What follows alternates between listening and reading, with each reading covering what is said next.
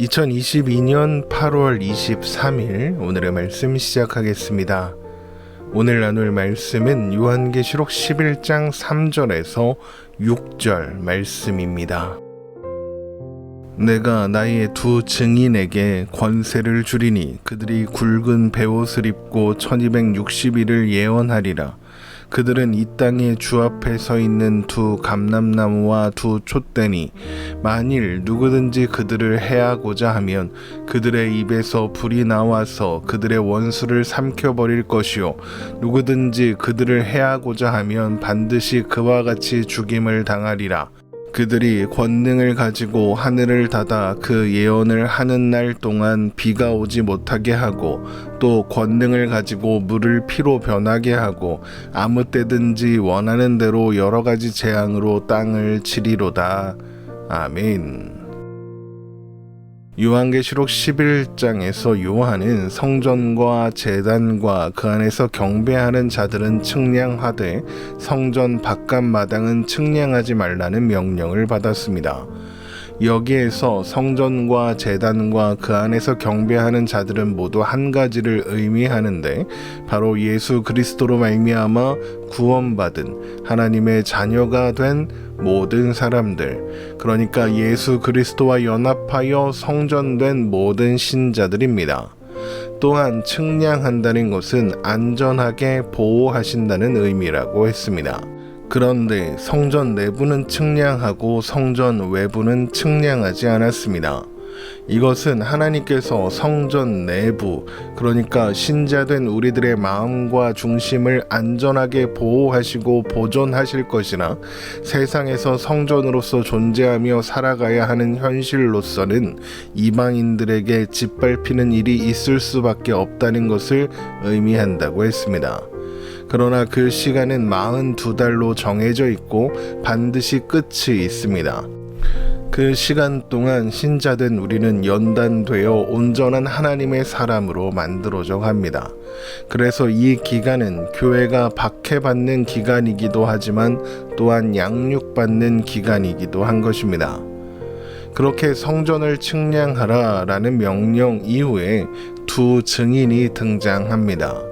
요한계시록 11장 3절입니다. 내가 나의 두 증인에게 권세를 주리니 그들이 굵은 베옷을 입고 1260일을 예언하리라. 어떤 사람들은 여기 두 증인의 특정한 어떤 사람들을 직접 대입해서 생각하기도 합니다. 결론부터 말씀드리면 보통 이것은 이단들이 사용하는 해석이지 성경적인 해석이 아닙니다. 요즘 여러 가지 사회 문제들로 인해서 주목받고 있는 신천지가 그 대표적인 단체라고 할 수 있죠. 그러면 여기에서 두 증인은 무엇을, 누구를 가리키는 것일까요? 두 증인은 그냥 두 증인이 아니라 나의 두 증인입니다. 그러니까 하나님의 증인들이라는 겁니다. 그러면 그들이 누구죠? 하나님의 말씀과 그들이 가진 증거로 말미암아 죽임을 당한 영혼들과 같은 존재들입니다. 요한계시록 6장 9절 말씀입니다.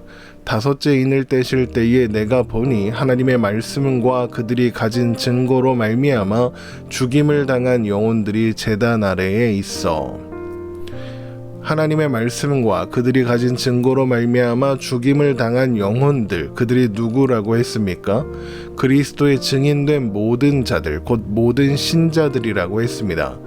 이것에 대한 자세한 설명을 확인해 보시려면 2022년 7월 11일에 업로드한 요한계시록 41번째 말씀 묵상을 다시 한번 들어보시면 되겠습니다. 자, 그런데 요한계시록 11장에서 측량하라고 한 성전과 제단과 그 안에서 경배하는 자들이 누구를 의미한다고 했습니까? 교회된 모든 신자들을 의미한다고 했죠. 그런데 두 증인은 결국 하나님의 증인들이며 그들 또한 그리스도의 증인된 모든 자들, 모든 신자들이라고 했습니다. 그러니까 두 증인 또한 성전과 제단과 그 안에서 경배하는 자들이 가리키는 존재, 곧 교회된 모든 신자들과 같은 존재를 가리키고 있는 겁니다. 그러니까 두 증인은 어떤 특정한 두 사람의 예언자가 있다 이런 의미가 아니라 교회 전체, 교회된 모든 신자들을 가리키고 있는 것입니다. 그러면 왜 두 증인이냐 이런 질문이 생기실 수 있겠죠. 그것은 유대인들이 재판을 하거나 또 뭔가를 증명해야 할 때 반드시 최소한 2명의 증인을 세워야 했기 때문입니다. 신명기 19장 15절 말씀입니다. 사람의 모든 악에 관하여 또한 모든 죄에 관하여는 한 증인으로만 정할 것이 아니요 두 증인의 입으로나 또 세 증인의 입으로 그 사건을 확정할 것이며, 이렇게 두 증인의 증언은 사실로 확정됩니다.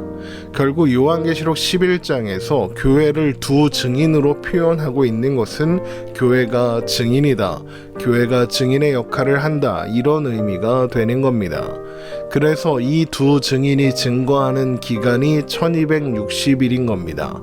1260일은 앞에서 거룩한 성전 바깥 마당이 짓밟힐 것이라고 했던 42달과 같습니다. 결국 성전과 두 증인은 모두 교회를 가리키는 상징으로서 나오고 있는 것이죠. 그러니까 이 말씀을 가지고 어떤 특정한 두 사람이 있는 것처럼 설명한다, 그러면 잘못된 성경 해석을 하는구나 라고 생각하시고 피하시면 좋겠습니다. 또한 그래서 이 두 증인을 가리켜 두 감람나무와 두 촛대다 라고 하는 것입니다. 요한계시록 11장 4절입니다. 그들은 이 땅의 주 앞에 서 있는 두 감람나무와 두 촛대니. 먼저 두 증인은 두 촛대라고 했습니다. 우리는 이미 요한계시록 1장에서 촛대가 교회를 상징한다는 것을 확인한 적이 있죠. 요한계시록 1장 20절입니다. 내가 본 것은 내 오른손에 7별의 비밀과 또 7 금촛대라. 7별은 7교회의 사자요 7 촛대는 7 교회니라. 또한 두 증인은 두 감람나무입니다. 이 또한 교회를 상징하는 표현인데 이것은 스가랴서의 말씀을 통해 확인할 수 있습니다. 스가랴 4장 1절에서 6절 말씀을 보겠습니다. 내게 말하던 천사가 다시 와서 나를 깨우니 마치 자는 사람이 잠에서 깨어난 것 같더라. 그가 내게 묻되 내가 무엇을 보느냐? 내가 대답하되 내가 보니 순금 등잔대가 있는데 그 위에는 기름 그릇이 있고 또 그 기름 그릇 위에 7 등잔이 있으며 그 기름 그릇 위에 있는 등잔을 위에서 7 관이 있고 그 등잔대 곁에 두 감람나무가 있는데 하나는 그 기름 그릇 오른쪽에 있고 하나는 그 왼쪽에 있나이다 하고 내게 말하는 천사에게 물어 이르되 내 주여 이것들이 무엇이니까 하니 내게 말하는 천사가 대답하여 이르되 내가 이것들이 무엇인지 알지 못하느냐 하므로 내가 대답하되 내 주여 내가 알지 못하나이다 하니 그가 내게 대답하여 이르되 여호와께서 스룹바벨에게 하신 말씀이 이러하니라. 만군의 여호와께서 말씀하시되 이는 힘으로 되지 아니하며 능력으로 되지 아니하고 오직 나의 영으로 되느니라. 이스라엘 백성들이 바벨론 포로에서 돌아온 후에 성전을 재건하고자 했으나 여러 주위 세력의 방해로 재건하지 못하고 있던 때에 낙심하고 있는 스룹바벨을 향해 하나님께서 두 감람나무와 등잔대를 보여주십니다. 그러면서 이 일, 곧 성전의 재건은 힘이나 능력으로 되는 것이 아니라 오직 하나님의 영으로 되는 것이라고 말씀하십니다. 그러나 스가랴 선지자는 7개의 등잔을 가진 등잔대는 성전에 있는 등잔대라는 것을 금세 알아챘지만 두 감람나무가 무엇을 의미하는지는 알 수 없었습니다. 그래서 천사에게 계속 그것이 무엇을 의미하는 것이냐고 묻게 되죠. 그러자 천사는 이렇게 대답합니다. 스가랴서 4장 11절에서 14절 말씀입니다. 내가 그에게 물어 이르되 등잔대 좌우의 두 감람나무는 무슨 뜻이니까 하고 다시 그에게 물어 이르되 금 기름을 흘리는 두 금관 옆에 있는 이 감람나무 두 가지는 무슨 뜻이니까 하니 그가 내게 대답하여 이르되 내가 이것이 무엇인지 알지 못하느냐 하는지라. 내가 대답하되 내 주여 알지 못하나이다 하니 이르되 이는 기름 부음 받은 자 둘이니 온 세상에 주 앞에 서 있는 자니라 하더라. 천사는 두 감람나무는 온 세상의 주 곧 하나님 앞에 서 있는 자들로 기름 부음 받은 자 둘이다 라고 했습니다. 이것은 1차적으로 스가랴서에서 기름 부음 받은 자 둘, 바로 유다 총독 스룹바벨과 대제사장 여호수아를 가리킵니다. 학개에서 1장 12절에서 13절 말씀입니다. 스알디엘의 아들 스룹바벨과 여호사닥의 아들 대제사장 여호수아와 남은 모든 백성이 그들의 하나님 여호와의 목소리와 선지자 학개의 말을 들었으니 이는 그들의 하나님 여호와께서 그를 보내셨음이라. 백성이 다 여호와를 경외하며 그때 여호와의 사자 학개가 여호와의 위임을 받아 백성에게 말하여 이르되 여호와가 말하노니 내가 너희와 함께하노라 하니라. 하나님께서 성전 재건을 위해 세우신 이 두 사람, 그들은 하나님 곧 하나님의 영이 함께하는 사람들이었습니다.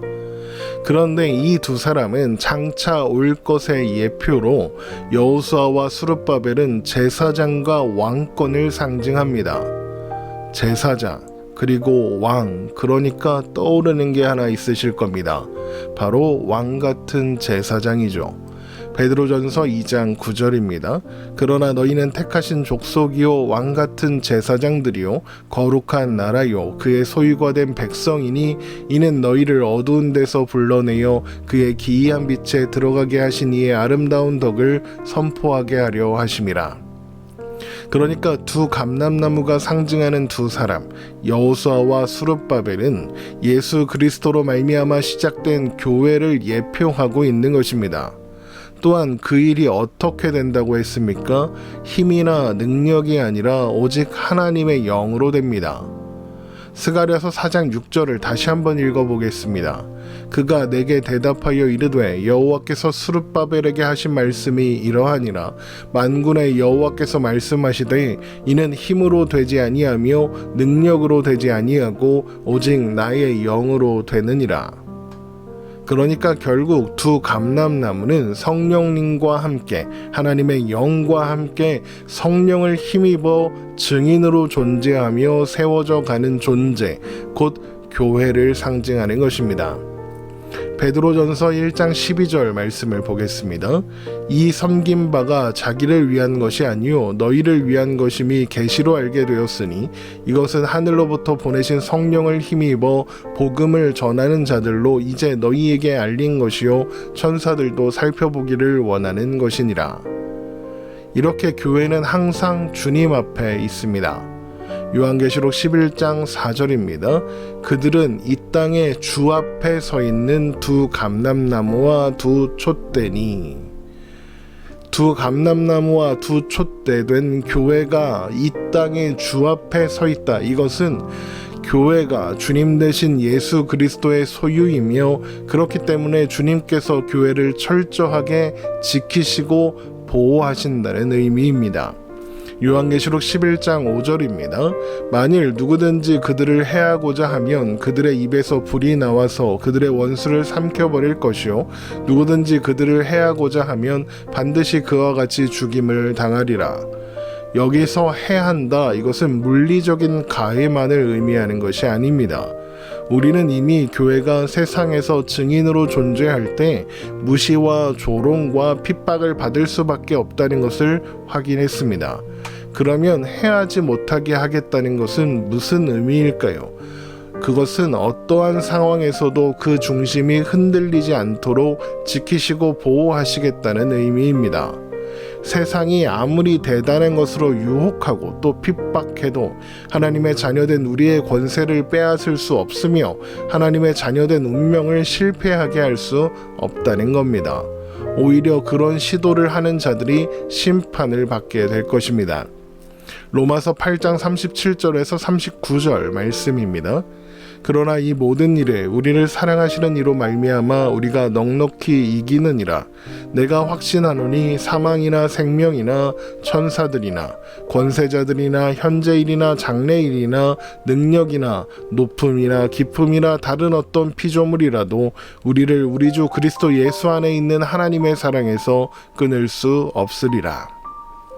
신자된 우리는 이 모든 일에 우리를 사랑하시는 이로 말미암아 넉넉히 항상 이깁니다. 우리는 지지 않습니다. 우리는 실패하지 않습니다.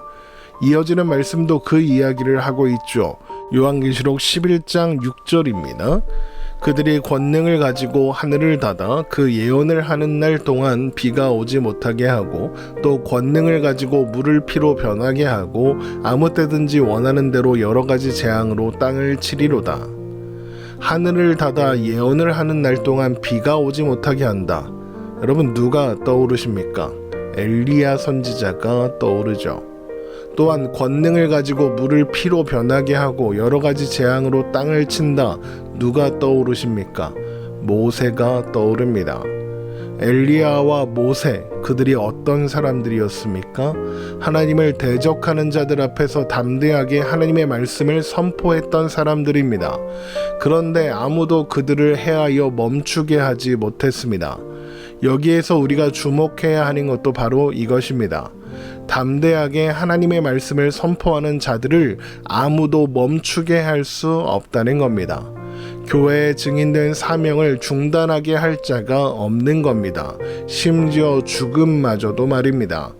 이어지는 말씀이 바로 그 이야기입니다. 사람들은 두 증인을 죽이고 이겼다고 기뻐하지만 두 증인은 결국 다시 살아나고 하나님의 심판이 임하게 되는 겁니다. 죽음조차 막을 수 없는 것이죠.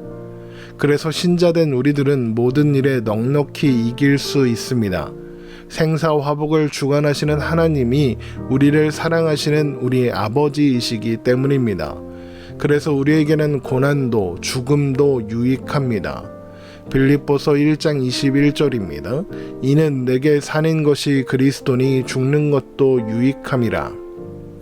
우리는 왕같은 제사장으로 기름 부음 받은 주님의 증인입니다. 말로만 하는 증인이 아니라 삶으로, 태도로, 존재로 증거하는 증인입니다. 우리가 한 사람의 그리스도인으로서 살아갈 때 우리는 주님의 증인으로 살아가게 되는 것입니다. 그러나 그런 우리를 세상은 절대로 가만히 두지 않을 겁니다. 미워하고 흔들고 좌절시키려고 하겠죠. 그러나 두려워하지 않아도 됩니다. 그 어떤 것도, 심지어는 죽음마저도 우리를 어떻게 하지 못하니까요. 우리는 이 모든 일에 우리를 사랑하시는 이로 말미암아 넉넉히 이기게 될 거니까요. 믿음으로 오늘을 살아가는 우리의 모든 곳에서 우리를 사랑하시는 분의 증인으로 존재하는 그런 우리가 되기를 주님의 이름으로 축원합니다.